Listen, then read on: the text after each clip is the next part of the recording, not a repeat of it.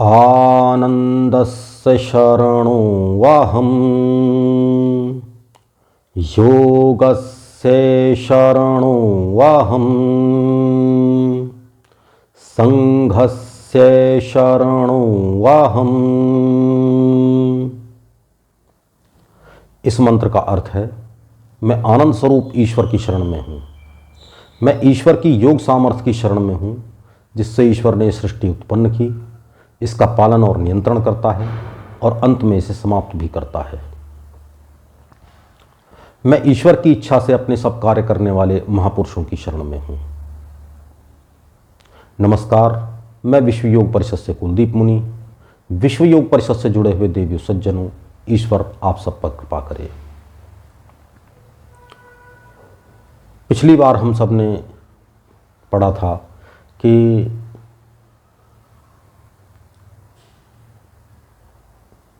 जो साधक, जो लोग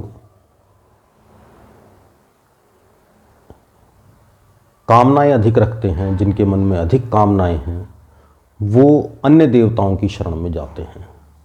और जो जिस जिस देवता की शरण में जाते हैं, ईश्वर उनकी श्रद्धा को उसी उसी देवता के प्रति स्थिर कर देते हैं। फिर वो उनका आराधन करते हुए अपनी कामनाओं को पूरा करते हैं। वो उनको जो भोग दिए जाते हैं, वो ईश्वर के द्वारा ही दिए जाते हैं। वो ईश्वर के द्वारा ही दिए हुए होते हैं, जो उन देवताओं से प्राप्त होते हैं। अब आज इसी 7वें अध्याय में 23वें श्लोक से आरंभ करेंगे। अंतवत्तु फलम तेषाम तद्भवत्य अल्पमेधसाम। उनके वो फल अंत वाले होते हैं, क्योंकि मुक्ति और ईश्वर को प्राप्त करना यही ऐसे फल हैं जो फिर कभी नष्ट नहीं होते। जो अन्य फल हैं वो अल्प समय के लिए ही होते हैं और वो बाद में नष्ट हो जाते हैं, चाहे वो स्वर्ग हो या अन्य भोग वस्तुएं हों। देवान देवयजो यान्ति मद्भक्ता यान्ति मामपि। जो देवताओं का पूजन करने वाले हैं, वो देवताओं को प्राप्त करते हैं, और ईश्वर का भजन करने वाले, ईश्वर की भक्ति करने वाले ईश्वर को प्राप्त करते हैं। मद्भक्ता यान्ति मामपि, मेरे भक्त मुझे प्राप्त करते हैं।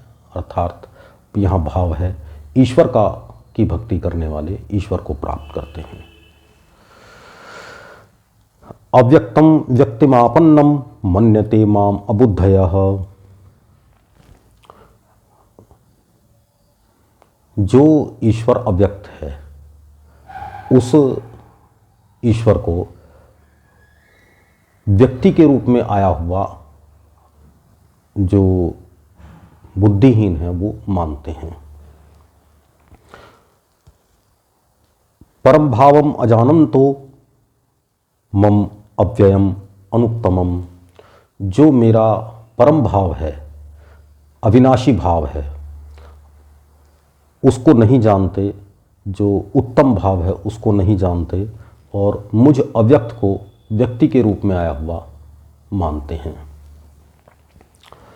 तो योग दर्शन में इस संबंध में एक सूत्र है कि दृश्य क्या है और दृष्टा क्या है।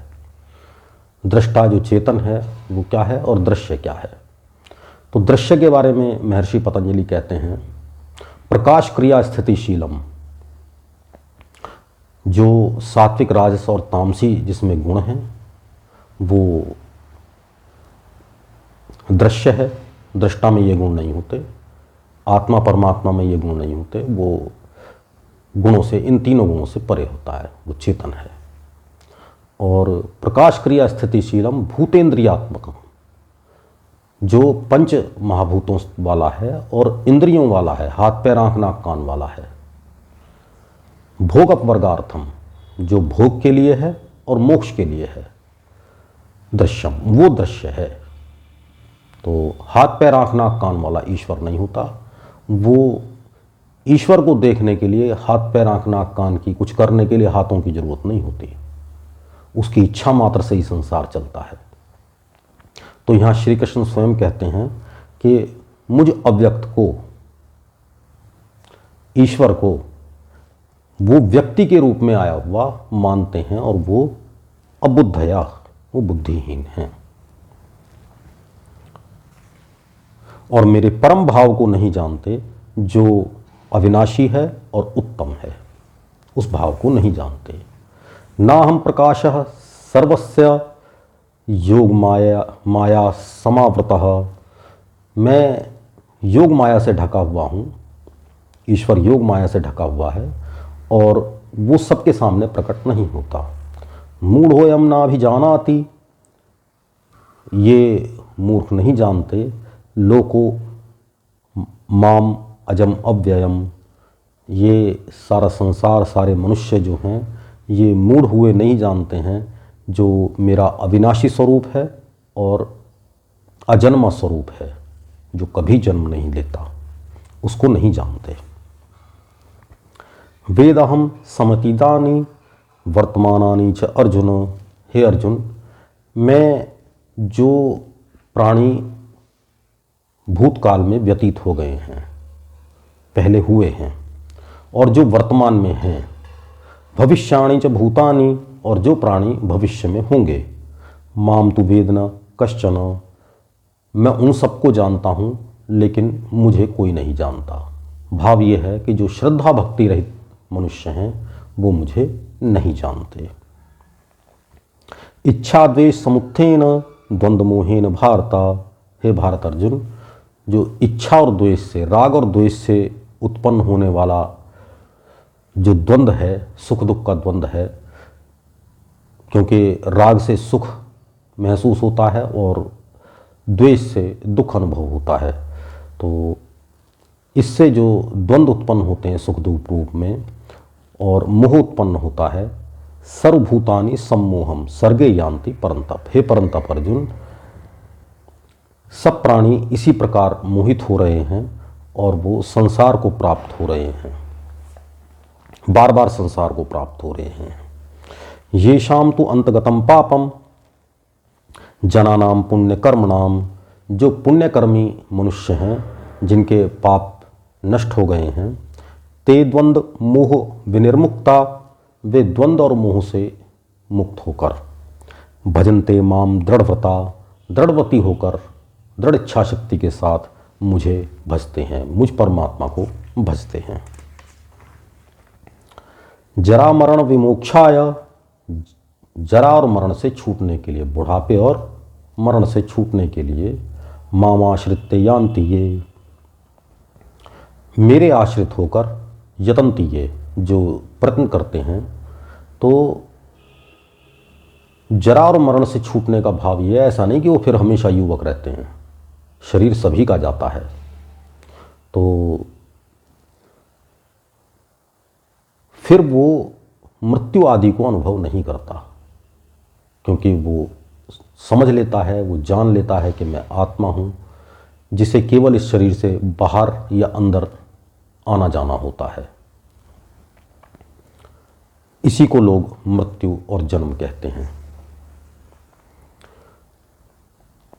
तो जो इस जरा मरण से छूटने के लिए मेरे आश्रित होकर प्रयत्न करते हैं, ते ब्रह्म तद्विदु कृत्सन अध्यात्मम कर्म च अखिलम, वो संपूर्ण कर्मों को जानने वाले हैं और संपूर्ण अध्यात्म को जानने वाले हैं और वो ब्रह्म को जानने वाले हैं, अर्थात वो ईश्वर को जानने वाले हैं।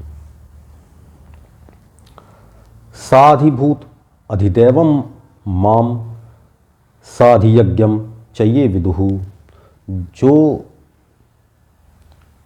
ये जो हैं